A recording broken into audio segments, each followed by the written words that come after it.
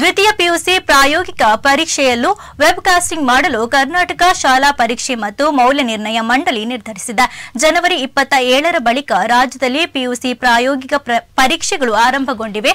ಅಕ್ರಮ ನಡೆಯುವ ಜೊತೆಗೆ ಪರೀಕ್ಷೆ ನಡೆಸದೆ ಅಂಕ ನೀಡಲಾಗುತ್ತಿದೆ ಎಂಬ ಆರೋಪಗಳು ಬಂದಿರುವ ಹಿನ್ನೆಲೆಯಲ್ಲಿ ಮಂಡಳಿ ಈ ನಿರ್ಧಾರವನ್ನು ಕೈಗೊಂಡಿದೆ. ಇದರಿಂದ ಪ್ರಾಯೋಗಿಕ ಪರೀಕ್ಷೆಯಲ್ಲಿಯೂ ಪಾರದರ್ಶಕತೆ, ಪರೀಕ್ಷೆ ನಡೆಸುವ ವಿಚಾರದಲ್ಲಿ ಗುಣಮಟ್ಟದ ಸುಧಾರಣೆ ಆಗಲಿದೆ ಎಂಬುದು ಇಲಾಖಾಧಿಕಾರಿಗಳ ಅಭಿಪ್ರಾಯವಾಗಿದೆ.